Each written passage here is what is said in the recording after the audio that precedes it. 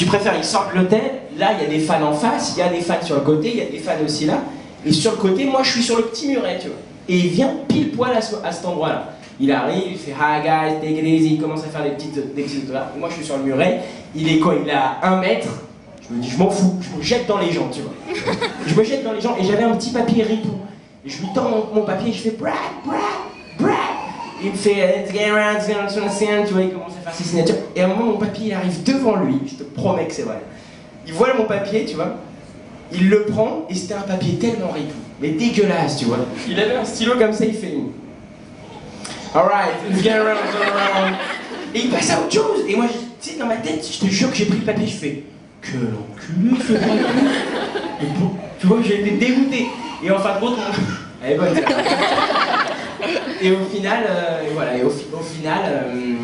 j'étais content parce que j'avais un pote qui filmait et il y avait une vidéo de moi avec Brad Pitt.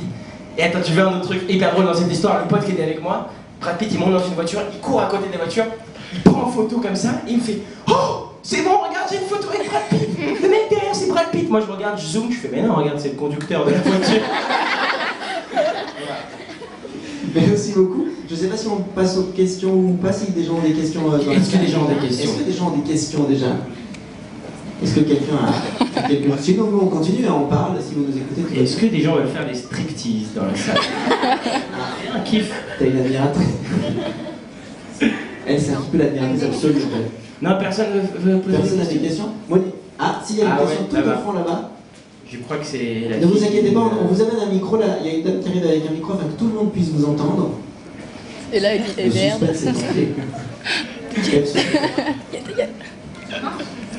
Tu peux en fait. Attends, je te prends en photo. Non, mais vous êtes sérieux là? Oui. Non, mais. Non, je prends tout le monde en photo, t'inquiète. C'est pour Facebook. Vas-y, je t'écoute. Mais non, vous n'ajoutez pas les gens sur Facebook.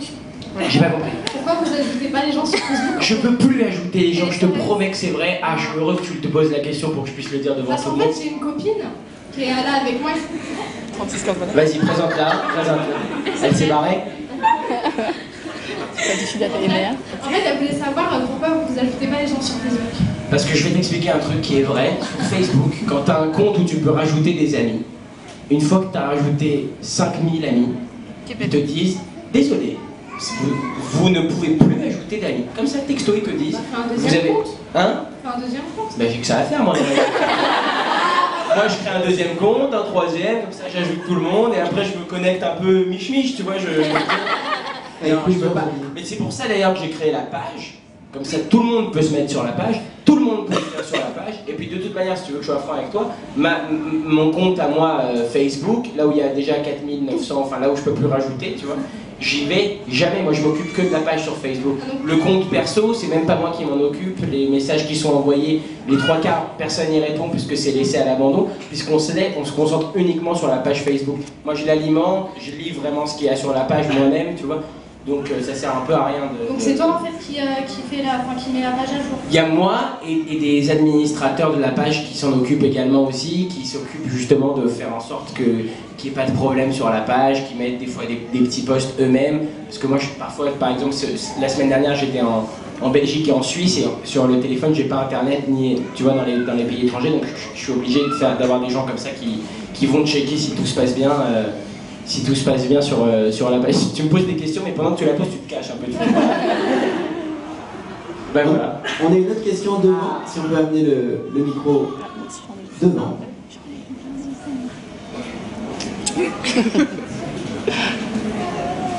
Et le micro est là. Je voulais savoir, est-ce que tu es resté en contact avec quelques fans qui ont toujours été là pour toi, pendant les spectacles, est-ce que tu as été en contact avec certains? Alors je répète la question un peu plus fort pour tout le monde. Tu t'appelles comment? Iman m'a demandé si j'étais resté en contact avec des fans. Alors, je suis resté en contact, non. C'est-à-dire que j'ai pas de contact régulier avec des fans de par le téléphone ou par des mails ou des choses comme ça. Non, parce que j'essaie de me protéger un petit peu de ça pour rester concentré aussi dans le travail, pour rester concentré aussi avec les gens avec qui je travaille. Par contre, oui, il y a des fans, entre guillemets. J'aime pas trop dire fans, moi j'aime bien dire MSA, les MSA, tu vois. Parce que sur Facebook, il y a écrit 460 000 MSA. Donc je dis, ah, il y a beaucoup de MSA aujourd'hui. Quand on te dit bonjour, il faut être comme ça en fait. Comme ça, les autres. Là, quand t'as des lunettes, c'est un peu... Et par contre, effectivement, il y a des gens que je connais, que je revois régulièrement. Donc oui, au bout d'un moment, tu peux pas faire semblant, tu peux pas faire « Ah ouais, comment tu t'appelles ?» alors que tu lui as fait 12 000 autographes dans ta vie. Donc ouais, il y en a que je connais. Ah, alors il y a une question juste à côté, voilà. Ouais. Puis après, ce sera cette question. Avec le micro dans la bouche. Voilà. Bien devant.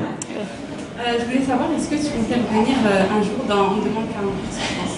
Alors, pour être honnête avec toi, on me l'a proposé Oula, c'est fort d'un coup, non? La question c'était, est-ce que tu peux revenir à On demande qu'à en rire? Non, est-ce que tu comptes revenir à On demande qu'à en rire? En septembre, l'émission m'a appelé pour me dire qu'il recommençait une saison et que ce serait sympa de revenir. Non, je reviendrai pas à On demande qu'à en rire parce que... Ben oui, je sais, mais... Qu'est-ce que je te dis? D'un moment, il faut que j'avance. Je reviendrai pas parce que c'est une émission, comme je le dis souvent, sur laquelle je cracherai jamais parce qu'elle m'a appris beaucoup. Elle m'a appris la rigueur de l'écriture, mais aussi elle m'a appris le travail en groupe. C'est une émission vraiment qui m'a apporté beaucoup, mais je la referai pas parce que j'ai envie d'avancer sur d'autres projets en ce moment. Des projets qui sont pas forcément autour du sketch. Je sais pas si tu connais la série Soda, mais on reprend le tournage de la saison 2 dans pas longtemps. On a essayé de retravailler l'écriture de manière à rendre ce truc un peu plus, vraiment plus moderne, plus fort et encore plus drôle que les épisodes de la saison 1. Donc on reprend le tournage de ça bientôt.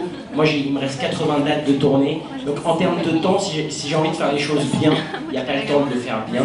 Même Olivier de Benoît, qui est toujours dans l'émission, il m'a appelé il y a 3 semaines, il voulait qu'on fasse un sketch ensemble. Hilarant, mais vraiment hilarant, très drôle, comme quoi on est parti dans l'espace et que je me suis battu avec Jean Benguigui, un truc exceptionnel, mais vraiment très drôle, quoi, très bien écrit. Et je lui ai dit laisse tomber, on n'aura pas le temps de bien le répéter, ça va pas être bien fait, on va faire un truc à l'arrache et ça va pas être bien fait. Donc je préfère pour l'instant dire non, je refais pas cette émission, et puis si un jour j'ai le temps de la refaire, pourquoi pas, mais c'est vrai que j'espère pas, tu sais, c'est comme quand tu commences dans le foot. Au tout début, tu joues en national, et puis tu joues en division 2, et puis ainsi de suite, et tu essayes de monter un petit peu, de plus en plus. Alors je dis pas que cette émission c'est la D2, loin de là, mais quand tu reviens sur un truc de ta carrière, c'est que normalement le but c'est d'avancer, de continuer. C'est comme le jour où je vais arrêter la série Soda, le jour où je vais arrêter, tu vois. Non, mais le jour où je vais arrêter, je vais vraiment arrêter, et je dirais pas bon on arrête pendant 1 an, et puis on revient. Tu sais, surtout aux yeux du public, je pense que quand je faisais l'émission, j'étais là très régulièrement, j'étais là au moins 1 fois par semaine. D'un coup, j'ai arrêté. Si je reviens maintenant, que tu le veuilles ou non, et ce sera justifié, des gens vont se dire pourquoi il fait ça? De quoi il a besoin de revenir ici encore, de refaire des sketchs, de se refaire connaître. Et je crois que c'est important aussi, vis-à-vis d'un certain public, de se faire un peu oublier. Quand on te voit beaucoup à la télé, ça devient un peu saoulant, t'en as un peu marre des mêmes tronches tout le temps. C'est ce qu'on appelle le phénomène Cadmerade, tu vois, au cinéma, tu le vois tout le temps. Alors Cadmerade est un acteur formidable, mais moi ce que j'ai envie c'est aussi d'être un peu à la télé, parfois tu me vois beaucoup et puis après tu me vois plus trop, parce que c'est ça aussi, il faut laisser la place aux autres artistes, chacun a son actualité, etc. Donc c'est important aussi de ne pas être trop présent à la télé, de manière à ce que tu manques un peu aux gens, et comme ça les gens ont encore plus envie de te retrouver, parce que s'ils te voient tout le temps, ils s'en foutent de te revoir après, quoi. Voilà. Est-ce que j'ai répondu de manière très claire à ta question? Est-ce qu'on a encore une question? On attend encore pour une question. Oui, il y avait la dame juste devant. Oui. Et vous. Et voilà. Est-ce que tu vas vraiment chez le coiffeur? Je vais vraiment chez le coiffeur. D'ailleurs, il faut que j'y aille prochainement parce que ça devient compliqué. Mais je suis rassurée. Mais ouais, mais tu sais que je fais à peu près comme toi, moi. Quand je sors de la douche, c'est un peu comme toi, quoi. Et en même temps, ça vous va bien à tous les deux. Et ouais, plus à elle qu'à moi, mais ouais. Je crois pas, non. Je crois qu'on a terminé. On terminera avec une dernière question. C'est ça, on a terminé? Oui, une dernière question, c'est ça. Bonjour. Bonjour. Je voulais savoir, tu disais que tu aimes bien que tes fans te suivent, etc., te demandent des photos dans la rue. Et dans un accès privé, il y avait une de tes fans qui était assez agressive, t'en penses quoi? Dans un quoi? Accès privé. Sur M6. Dans un accès privé sur M6. Il y avait une de tes fans qui était assez agressive, t'en penses quoi? Il y avait une de mes fans qui était assez agressive, c'est ça que t'as dit? Ouais, pour la Saint-Valentin. Dans accès privé? Oui, je sais plus quelle émission, elle t'avait offert une rose. Et Ah non, c'était pas accès privé, c'était une autre émission. ouais, je sais pas, c'est pas ça. Ouais. C'était toi? Écoute, c'est marrant que t'en parles, on m'a souvent parlé de cette émission. Et puis la jeune fille dont tu parles, je crois qu'elle est là en plus. Donc, t'as eu envie de lui foutre la honte, t'as bien réussi. Mais tu sais, j'ai pas peur de le dire même devant elle, ce qui s'est passé dans cette émission. Moi j'ai accepté de participer à cette émission parce que c'était intéressant pour moi vis-à-vis de la promotion du spectacle, honnêtement. Et ensuite je crois que cette émission a un peu tourné cette fille et l'autre fille qui sont dans le reportage, les ont un peu tourné en noir. Effectivement elles ont parfois des réactions qui sont un petit peu bizarres, mais dans l'ensemble elles sont souvent très gentilles, elles sont souvent très agréables, elles donnent des lettres, des cadeaux et tout ça, et donc c'est souvent beaucoup de soutien. Et donc quand j'ai vu l'émission, pour être honnête, c'est ce que j'ai tout de suite posté moi sur Facebook, j'ai dit ne soyez pas ni virulents ni insultants envers ces jeunes filles, parce que je crois que l'émission aurait pu suivre d'autres fans. Elles auraient très bien pu aussi les tourner de cette manière en les faisant passer pour des psychopathes, tu vois. Tu sais, il faut savoir qu'avec la télévision, tu fais passer les gens pour ce que tu as envie. Donc, faut pas trop se fier non plus à la télévision. C'est vrai ce qui s'y dit, mais il faut pas non plus se dire ah putain, lui c'est un psychopathe, je l'ai vu à la télé. Tu sais pas comment la télé tourne les choses et transforme les gens. Donc, faut faire attention. Parce que j'en connais des fans comme ça qui sont vraiment prêts à aller jusqu'au bout. Après, il y a des fans qui sont très accros. Moi, j'ai été dans des villes où il y avait des filles qui étaient devant la salle, qui avaient monté une tente et les organisateurs de la salle me disent ouais, elles sont là depuis 2 jours. Tu sais, j'ai été, moi je m'en fous, j'ai été dans la tente, je dis bonjour, elles me font ah, t'es là, je dis ouais, je suis là, mais tu sais, je suis pas Justin Timberlake, hein, tu serais venu à 19h30, t'aurais eu ta place pareil, quoi. Donc voilà, il y a des trucs marrants, mais je crois qu'il faut respecter le rapport de fan, comme tu dis, de chacun. Tu peux pas juger les gens, et surtout pas moi. À partir du moment où ils me soutiennent comme ils ont envie de me soutenir. Mais c'est pas que je juge, c'est que j'ai vu l'émission, j'étais assez choquée. Ouais. Parce que j'ai l'habitude vis-à-vis d'M6, mais voilà. D'accord. Écoute, peut-être t'en parleras avec elle à la fin, tranquille.